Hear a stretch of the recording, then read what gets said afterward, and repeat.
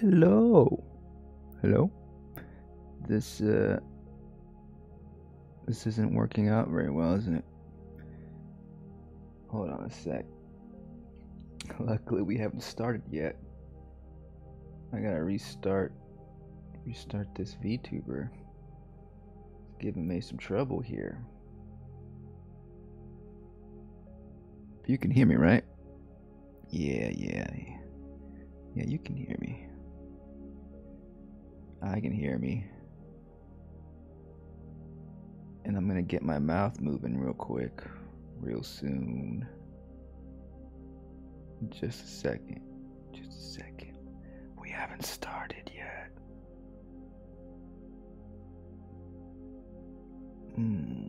Oh yeah, this live music here on twitch.tv/moonbath live. We got some nice disco music playing in the background. Those watching the VOD, I'm sorry you're missing out. Hello. My mouth was shut for some reason. Sometimes that happens. You ever wake up in the middle of the night? You ever wake up and you can't move? You ever feel like there's something pressing against your chest? You can't move. In the middle of the night, you wake up and you turn to your side and there's an alien looking at you, some creepy, gray-skinned, bulbous head, little short fella with big old eyes looking at you. And you want to scream, you want to push away, you want to get out of your bed, your heart is racing, you can't even scream, you can't open your mouth. Yeah, it's called sleep paralysis. It happened to me ages ago, and I hope it never happens to me ever again. It's quite scary, but it's okay. It's just, you're in between a dream and a waking life when that happens. And so your body hasn't caught up, and so, because your body paralyzes itself when you're in deep sleep in order to protect you, It's an evolutionary trait we've developed as humans humans, elves, space elves, fairies. We've developed to, so when we're sleeping, we don't move about and kill ourselves while we're dreaming of something fancy, fun, or joyful, like flying around or swimming in the ocean. Thankfully, our body paralyzes and it prevents us from swimming out of the bed and onto some hardwood floor or something, or maybe a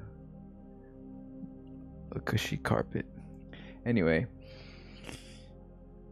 when my mouth was moving earlier, when I just started the stream, that's what it felt like. I was having sleep paralysis because I was talking, but my mouth wasn't moving because the VTuber app was malfunctioning. Anyway, we're gonna get started soon. We're gonna talk about Barbie. Oh, yep. Let's just start it. Maybe I'll highlight this whole segment too. Who knows? I don't know. Do you know? Let me know in the comments. Let me know if you know. If you know, you know.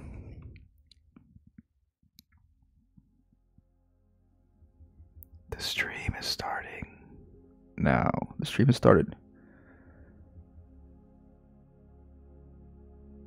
So I watched Barbie again. I watched it like an hour ago. Finished watching it for the second time. I saw it in theaters with a bunch of humans. Back in the summertime. Summer's over, right? It's pretty much over. It was the summer hit of the of the year. Yep. And made a lot of money. It made Mattel very happy. Mattel is so happy right now. Will Ferrell, the CEO of Mattel, is like giggling and just laughing and smiling as they lay down in their bed and having nice cushy dreams until they wake up with sleep paralysis and they see a creepy little alien next to them. Okay, but what I was saying is I was watching Barbie and I was thinking, let's chat about it. Let's chat with myself in space about Barbie. Now, I did mention Barbie before. Those who've seen my most recent Dream Beam video on Dream Beam at YouTube probably remember that I did reference Barbie in regards to that video about leftist superheroes and in general about contemporary movies these days, in popular movies. And I mentioned how capital or corporations like to include some positive messages and topical themes in order to cater to perhaps progressive audiences who are critical of the products they're consuming, and buying. And Barbie is probably a prime example of that, right? Mattel has been feeling a bit of left out in the discourse among just people in general when it comes, to dolls and stuff. And what I mean to say is Mattel wanted some attention, and so they decided to make Barbie and revitalize their brand. The Barbie brand. It's not like they were doing too bad, right? Barbie is like Coca-Cola or, any other big corporate symbol that looks like will never die until revolution happens. So people are always gonna think of Barbie as that doll girls play with. And, there's been criticism over the years. Oh, look, Barbie is contributing to the perception of what a beautiful woman is supposed to look like. And it's selling that to little girls. And they're going to grow up thinking they're not adequate. And there's certainly something to that, isn't there? And so, Mattel wanted to combat that, and they've done a bunch of things. They released, Barbies of different body sizes, although barely, right? They're not going to introduce an actual plus-size Barbie, are they? It's more of like they added some curves and different, heights. I'm sure you can look it up. There's plenty of videos out there. But this video is about me going through this movie here and trying to remember all the things I wanted to say about it without a script, without much planning or anything. Who needs that when you got a space like Twitch or YouTube to just let it all out? Let all your words out without much thought. So this 2001 Space Odyssey is probably like the freaking movie I've seen referenced the most in all movie history almost, right? Especially HAL 9000, that AI robot with the red eye. I've seen that everywhere. So Greta's like, let's start out with equating Barbie, the arrival of Barbie to the monolith in 2001, or the evolution of humankind, the rise of the Homo sapien, but in this case, the rise of the liberated child who realizes she can be whatever she wants to be. That's nice, right? And so this movie's pretty meta, right? Because they kind of acknowledge that that whole little intro is all about how, oh look, Barbie solved feminism or solved misogyny and introduced feminism in a way. And but of course the narrator's like, I think it's Helen Mirren, right?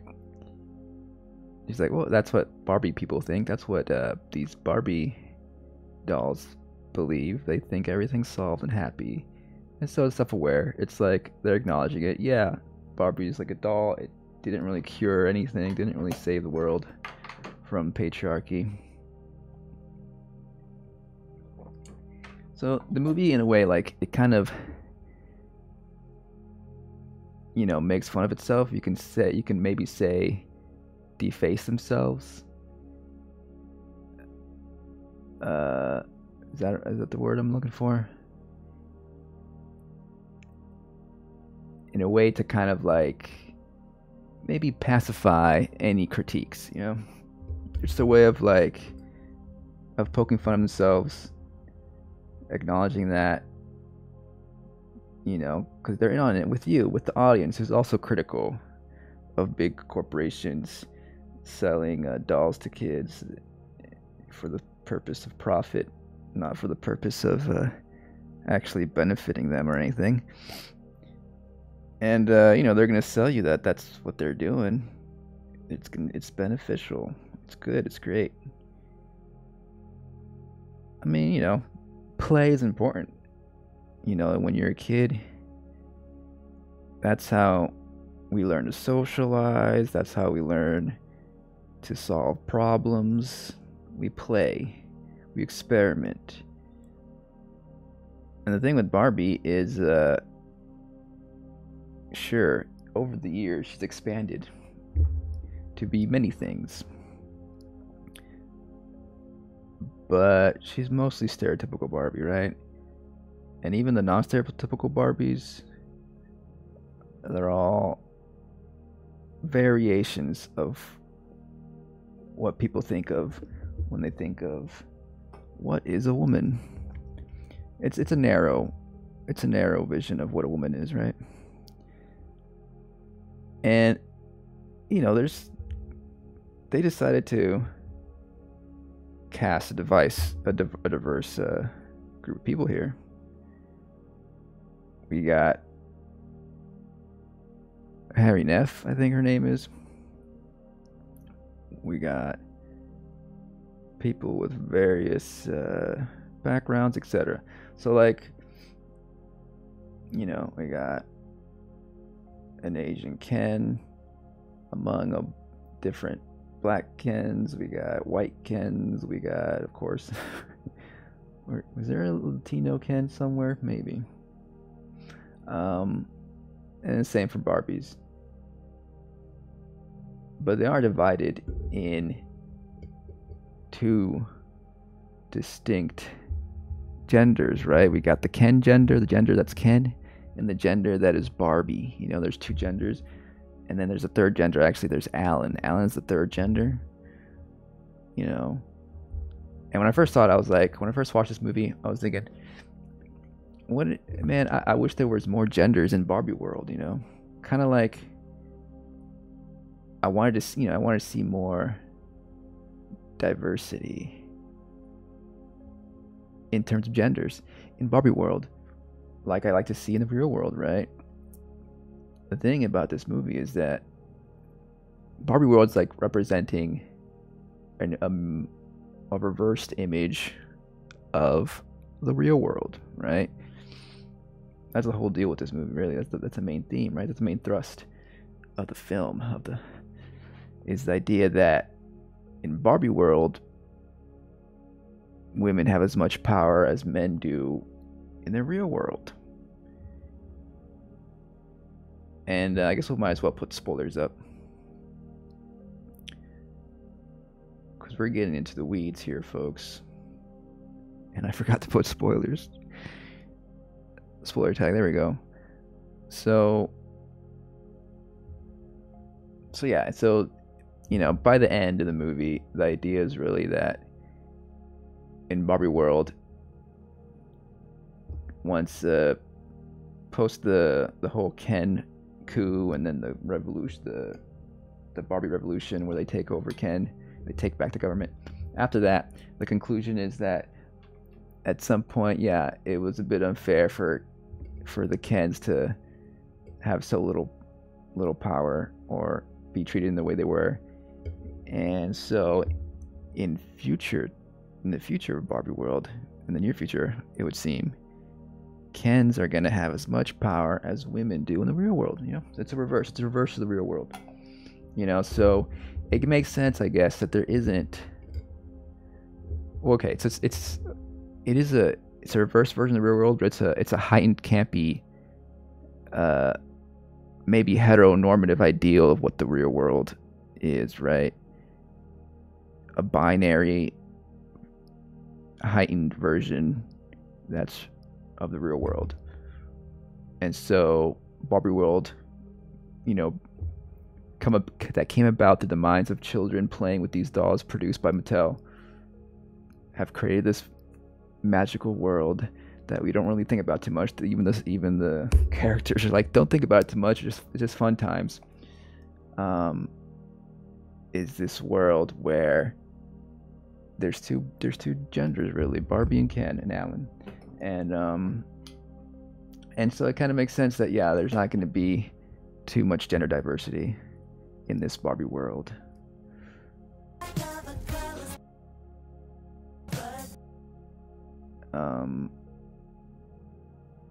But what would have been really cool, though, is if when Barbie went into the real world, she discovered that there's more genders than just Ken and Barbie.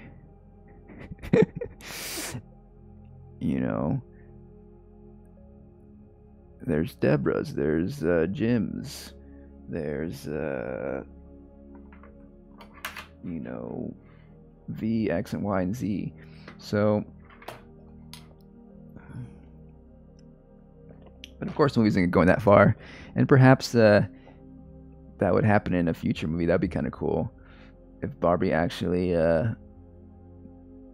takes seriously the idea of improving the world outside of Barbie Land now that she's saved Barbie Land.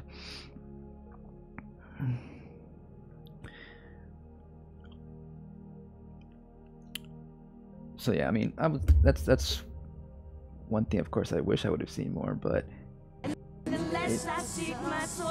it makes sense that this movie, the kind of like a reboot of the Barbie brand, focuses on Barbie and Ken, and it actually focuses a lot on Ken, which is a bit surprising to me, especially in the first viewing. I was like, wait, by the end of the movie, this is like almost like just as much as Ken's story as it is Barbie's. That whole musical number at the end,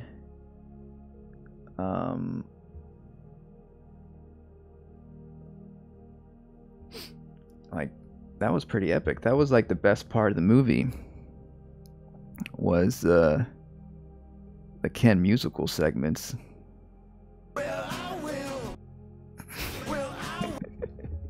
This scene was great, right? That song is the lyrics are what are like, I wanna push you down or something.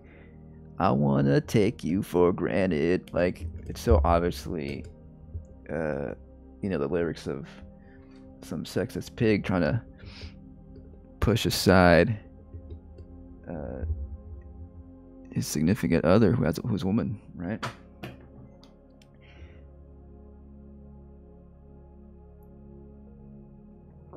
And that was a big song. What was it, 90s? I don't know. I remember hearing it when I was a kid on the radio, not really paying attention to it too much. But this is definitely an inspired pick there. But as for the whole Ken thing, Gosling does a great job here, of course. Casual girlfriend. If he... As for the whole Ken thing, I was thinking, okay, they're focusing a lot on Ken. I kind of wish there was maybe a Barbie musical number. Yeah, we had her dancing in the start, in the opening of the film, and that was a good old time. But they went all out with Ken's at the beach over here. Like, look at this scene.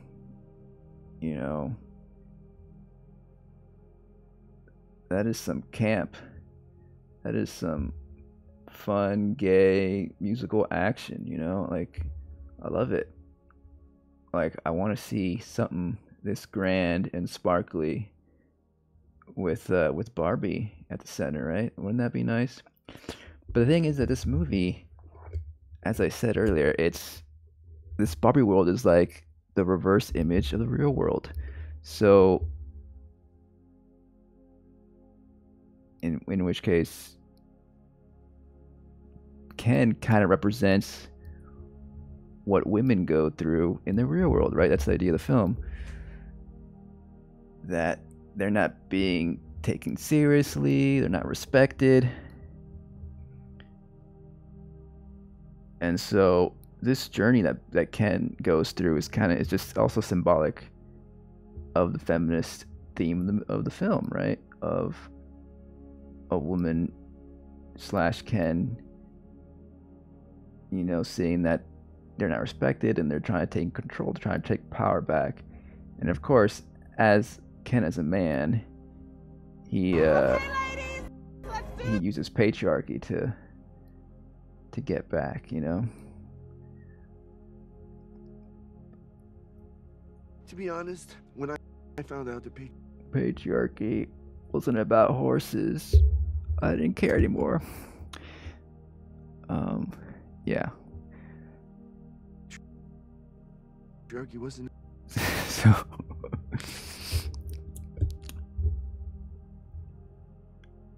So I guess it is kind of nice to see Ken's arc here, in addition to Barbie's realization here that she's, the idea is that Ken and Barbie, they can't define themselves based on how they relate to Barbie, similar to how a woman in the real world shouldn't define themselves based on her relationship to a man. And yada yada yada, the patriarchy also affects men. It's also detrimental to their well-being. And then we got the CEO coming out here, like the whole thing with the CEO, like the Will Ferrell representing the CEO here. It's like I said, it's like defanging the whole idea of this corporation making a commercial for you to enjoy. Like it's just a silly guy. It kind of lessens the gravity of their impact and all the potential harms they've have done. And the idea of it does, it's not really focusing on the systemic issue of a patriarchal corporation, and how the effects they have on the people that work under them, the people that work for them. There's no talk of the employees that work in the factories, ones that are maybe outsourced in different countries and have to go through horrible working conditions to produce the dolls. Like, it's not gonna go that deep, of course. And it's not really gonna address anything beyond the gender binary, as I mentioned earlier. So it does ring a little hollow, this self critique, this lambasting of these CEOs here, this light poking of capitalism. It rings a little hollow, right? But that's okay, because it's a fun little movie. Don't worry about it, Don't think about it too hard.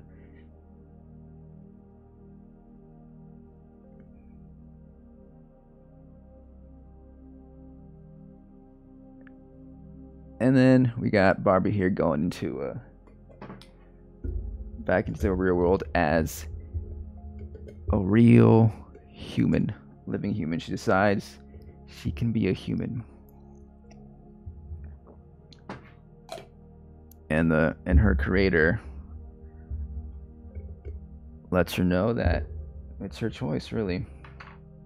And it ends in a bit of a problematic moment, right? It's like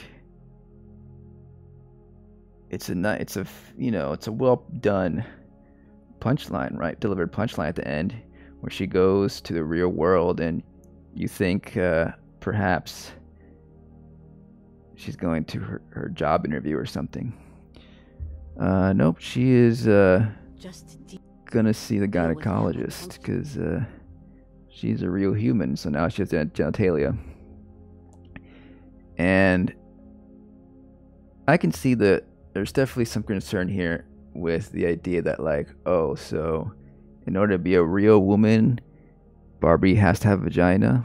There's definitely some not ideal messaging that can be construed there that could cater to, gender essentialist and people who tied gender to genitals, And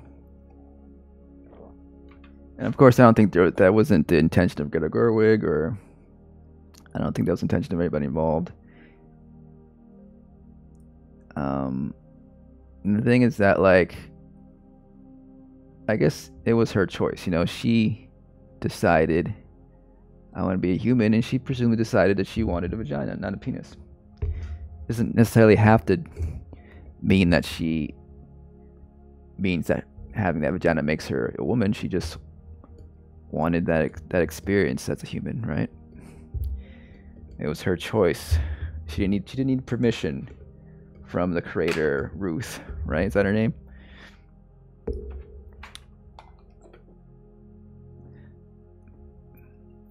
But again, the movie isn't too concerned with the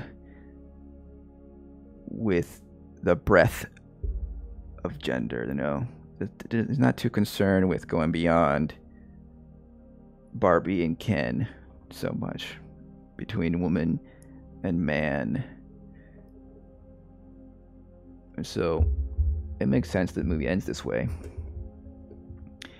But I'm hoping that maybe in the future, maybe in Barbie 2, we can explore more with that. Maybe we can address the whole idea of her becoming a woman and getting a vagina. Maybe we can focus on not typical Barbie. Maybe there's other Barbies we can check out and follow in their tales. Maybe that's a way we can explore gender. Perhaps, perhaps.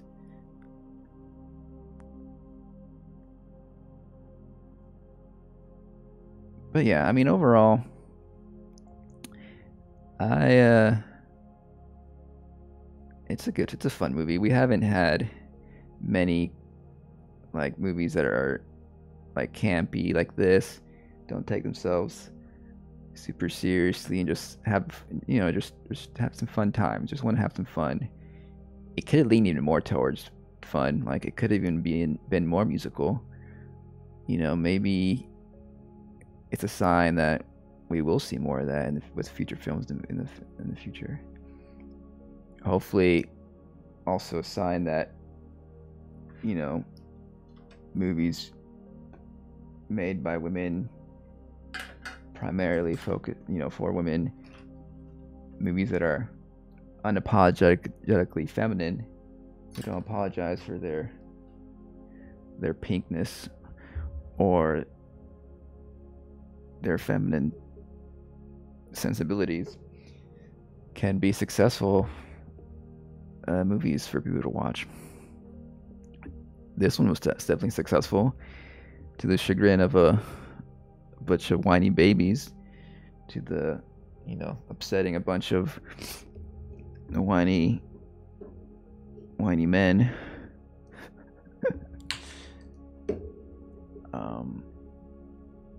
They need to.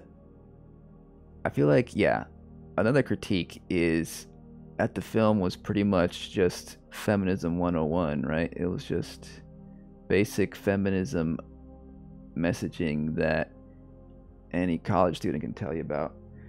And the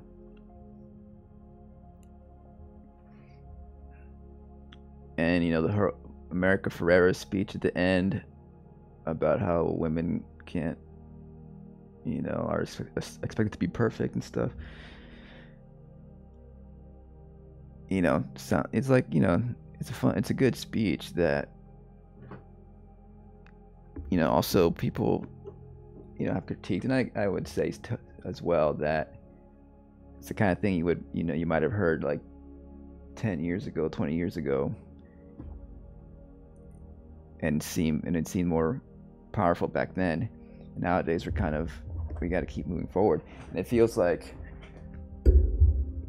a lot of it is a cry from maybe the bourgeoisie type of feminism, doesn't concern itself with class too much. But of course, this is a corporate product, so what do you expect?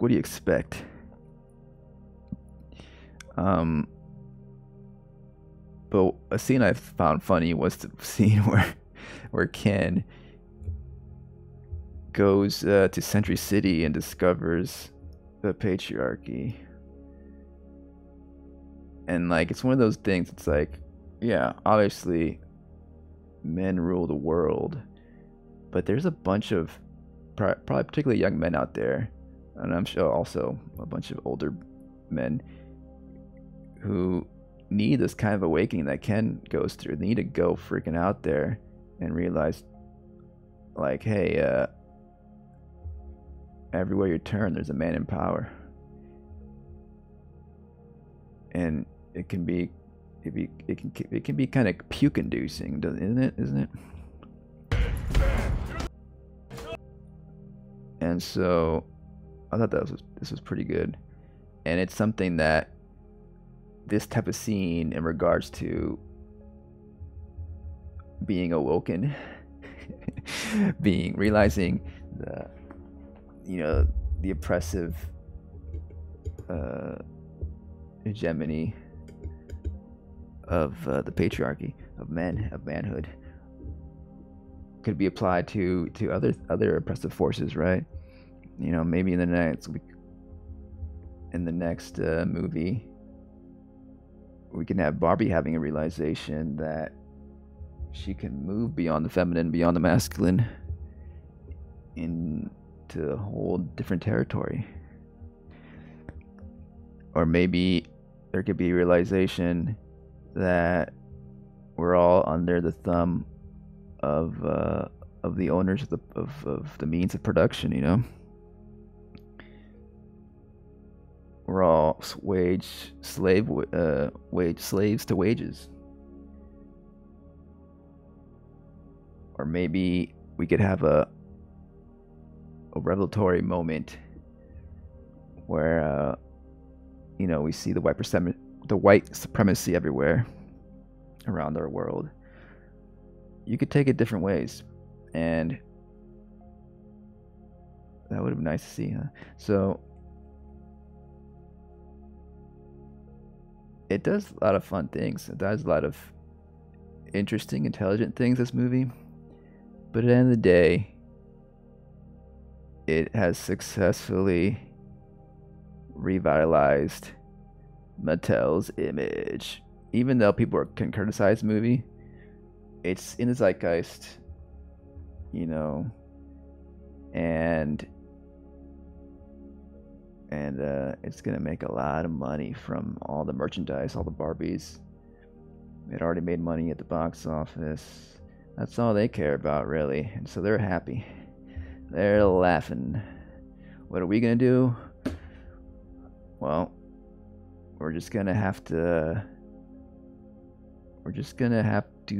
start a people's movement, a revolution, you might say.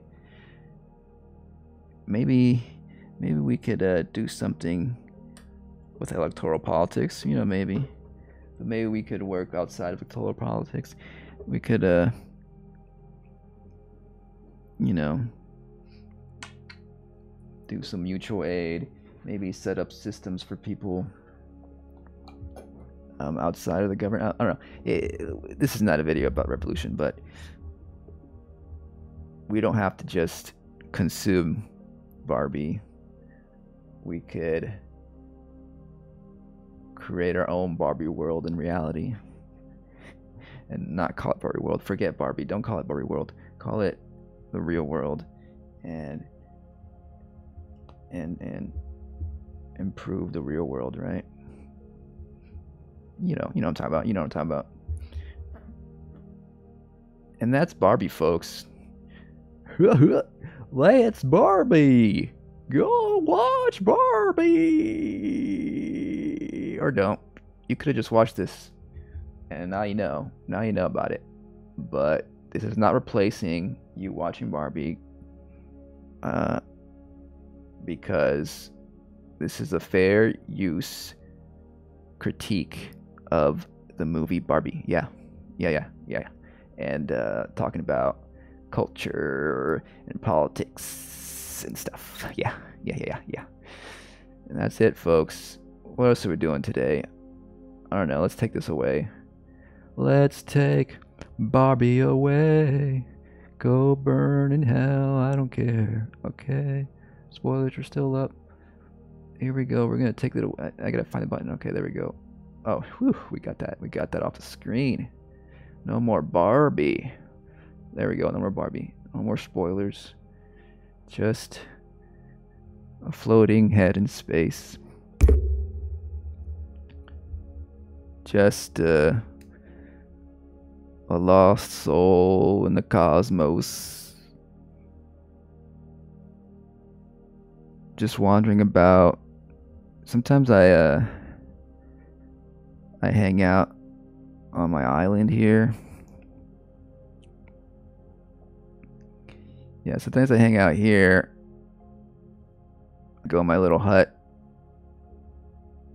and go on the internet, play some games, talk to myself, talk to some people that stop by sometimes and chat in the chat room or in the comments. Say hello in the comments, say something. Tell me something before I go crazy. Okay, anyways, what are we gonna do? We're done talking about stuff. We're just gonna hang out. It's time to hang out. Oh shit, I flipped my island around. Well, let's keep it that way. That's my island.